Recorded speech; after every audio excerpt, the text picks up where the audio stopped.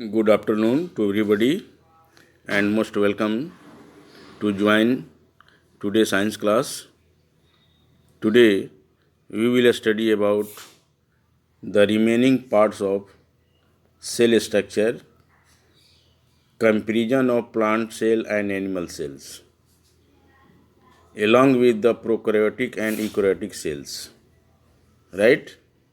आज हम लोग पढ़ेंगे comparison of plant and animal cells, इसके साथ ही prokaryotic and eukaryotic sales.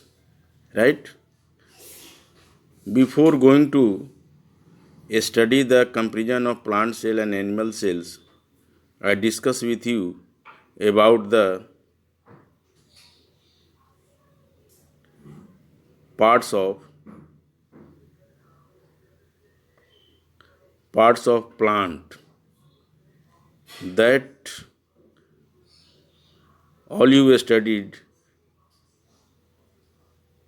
in the previous class on 19th अगस्त. ठीक है, पिछले क्लास में हम लोग पार्ट्स ऑफ सेल्स पढ़े थे. There are 3 main part of cells: cell membrane, OR plasma membrane, दूसरा साइटोप्लाज्म एंड थर्ड न्यूक्लियस. ठीक है, अब हम थोड़ा सा आपको बताना चाहते हैं न्यूक्लियस क्या है. यू हैव ऑलरेडी लर्न, पढ़ चुके हैं. Nucleus is a spherical body generally found in the centre of the cells. Nucleus एक स्फेरिकल बॉडी है जो जनरली यानी एनिमल सेल में सेंटर में पाए जाते हैं, और in the plant cell it is also found in slightly near the edge of the cell के किनारे की ओर वो पाया जाता है, not in centre. Nucleus is also surrounded by thin membrane that is called nuclear membrane.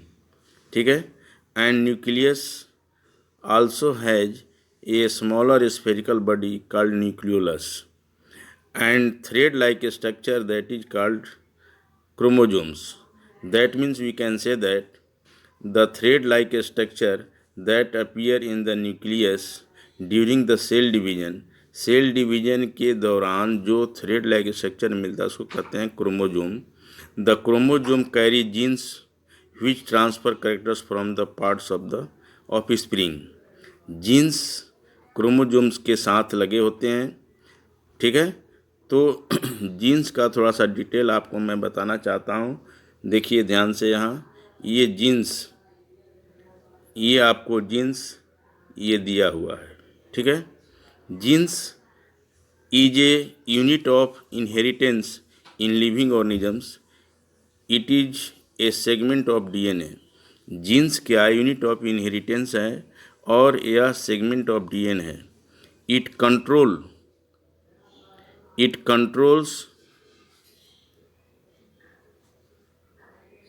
the transfer of heredity characteristic from parent to offspring. यह parent से करेक्टरिस्टिक्स को ट्रांसफ़र करता है ऑफस्प्रिंग तक यानी चाइल्ड तक. This means that your parent pass some of their characteristics on to you. ठीक है, जो पेरेंट अपनी करेक्टर्स को बच्चों तक, अपने संतान तक ट्रांसफ़र करता है, पहुंचाता है. If your father has brown eyes you may have brown eyes. यदि फादर का आई ब्राउन है तो बच्चे का भी आई ब्राउन होगा. If your mother has curly hair you might also end up having curly hairs. However, the different combination of genes from parents result in different characteristics. Right, ये jeans का थोड़ा डिटेल है और उसमें फंक्शन भी दिया हुआ है. नाउ अब इसके बाद हम चलते हैं प्रोकैरियोटिक सेल्स. ध्यान देंगे, प्रोकैरियोटिक सेल्स. ठीक है, अब प्रोकैरियोटिक सेल्स प्रोकैरियोटिक सेल्स ध्यान देंगे ये क्या है।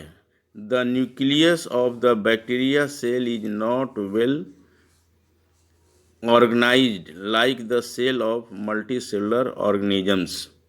यानी ये कह रहा है कि बैक्टीरिया में जो न्यूक्लियस होता है वो उतना डेवलप नहीं होता है टुवार्ड्स द और मल्टीसेलुलर ऑर्गेनिजम्स। यानी वी आर मल्टीसेलुलर ऑर्गेनिजम्स, तो हमारे न्यूक्लियस की तरह बैक्टीरिया की न्यूक्लियस वेल डिफाइंड नहीं होता है, डेवलप नहीं होता है। There is no nuclear membrane, और न्यूक्लियर मेम्ब्रेन भी नहीं होता है।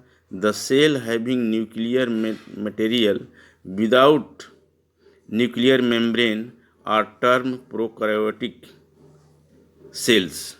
यानी the nucleus without nuclear membrane, nucleus है लेकिन न्यूक्लियर मेम्ब्रेन नहीं है, तो वैसे सेल को कहते हैं प्रोकैरियोटिक सेल्स।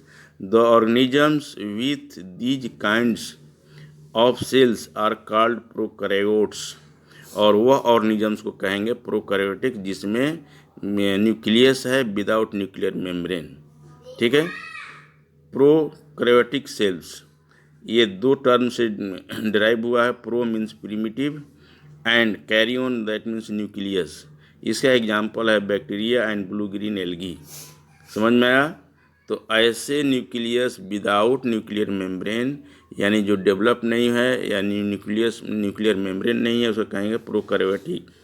अब आता है यूकैरियोटिक।